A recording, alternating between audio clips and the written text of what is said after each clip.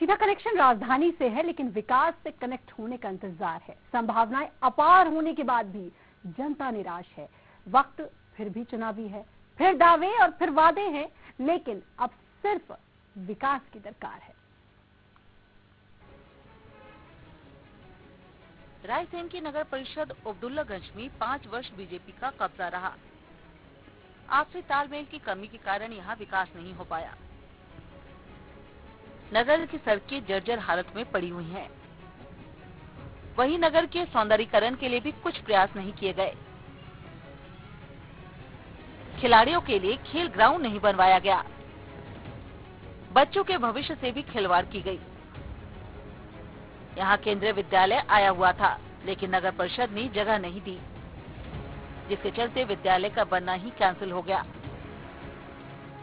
लोगों का कहना है कि आपसी खींचतान के चक्कर में केंद्रीय विद्यालय और पीडब्ल्यूडी ऑफिस को जगह नहीं दी गई।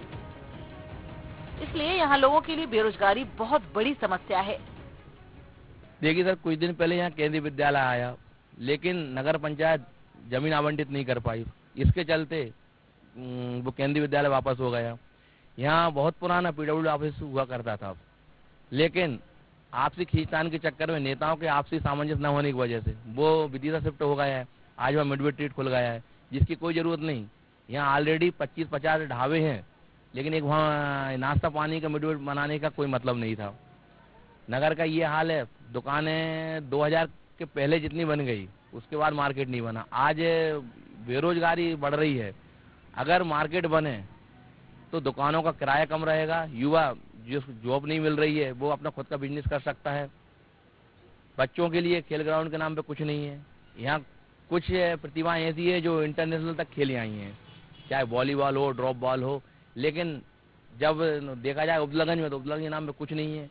कहीं हाई स्कूल के ग्राउंड में प्रैक्टिस करते हैं, कुछ लोग पीछे जो बाजार का ग्राउंड है, सब्जी बाजार है, वहाँ पे अपनी शौक पूरे कर रहे हैं, लेकिन खिलाड़ियों के लिए यहाँ कोई सुविधा नहीं है। बीजेपी का कहना है कि विकास की बहुत संभावनाएं थी, लेकिन व्यक्तिगत स्वार्थों के कारण नगर के विकास को प्राथमिकता न देते हुए विकास की बलि चढ़ा दी गई।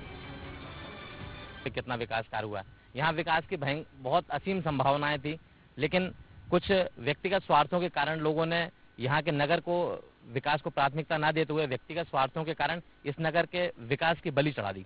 संभावनाएं कितनी थी ये भी आपको पता है, लेकिन क्योंकि मैंने आपको जो बताया कि कुछ व्यक्तिगत कारणों से आपसी मन भेदों के कारण जो है ये नगर की तरफ ध्यान नहीं दिया गया, जिस कारण ये नगर विकास से अछूता रह गया। देखिए यहाँ पे मैंने आपको बताया कि संभावनाएं सब थी, एकमात्र कारण सामंजस्य, और क्योंकि करने वाले व्यक्ति अपना काम कर देते हैं जब मौका मिलता है, लेकिन आज समस्या ये है कि जिनको मौका मिला उनके पास बहानों के अलावा कुछ था ही नहीं। लोकल खींचतान है, लोकल बीजेपी नेता है, यहाँ विधायक सुरेंद्र पटवा हैं, सरकार में मंत्री भी रहे हैं। वर्तमान में उनकी ही सरकार है, इसके बाद भी नगर में विकास शून्य है। हालांकि ये कांग्रेस के आरोप हैं।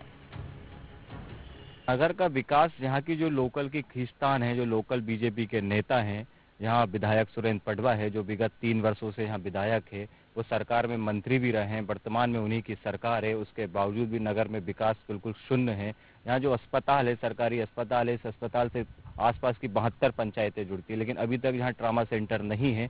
इसी के कारण आए दिन जो एक्सीडेंट होते हैं उसमें अस्पताल के कारण जो एक्सीडेंट यहाँ होते हैं, अस्पताल के कारण सुविधा नहीं होने के कारण कई लोगों की मौतें हो जाती है, जो सही समय पर उनको सुविधाएं नहीं मिलना चाहिए।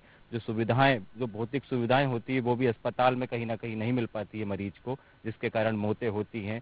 आप देख सकते हैं कि यहीं से यूनेस्को धरोहर भीमबेटका है, आप देख सकते हैं यहीं से लगा हुआ भोजपुर है, प्लास्टिक पार्क तामुड़ यहीं है, इंडस्ट्रियल एरिया मंडीदीप यहीं है। उसके बाद भी विकास के नाम पर पूरा नगर शून्य है, आसपास के गाँव शून्य है। यहाँ रोजगार जो उपलब्ध होना चाहिए लोकल के नाते, जहाँ इंडस्ट्रियल एरिया होने के नाते, प्लास्टिक पार्क होने के नाते, उसके बाद भी यहाँ रोजगार युवाओं को नहीं मिल पा रहा है, जो कहीं ना कहीं मजदूरी करने पर विवश हो रहे हैं। चुनाव नजदीक आने पर दोनों पार्टी के नेता एक दूसरे पर विकास न होने पर आरोप लगाकर अपने आप को अच्छा साबित करने में लगे हैं और नगर में उतरकर वोटरों के बीच पहुंचकर अपनी वोट बैंक को साधने में जुटे हैं। हालांकि जनता यहाँ दोनों के कार्यकाल से नाखुश है। अब देखना होगा जनता इस बार किस पर विश्वास करती है। रायसेन से न्यूज 18 के लिए देवराज दुबे की रिपोर्ट।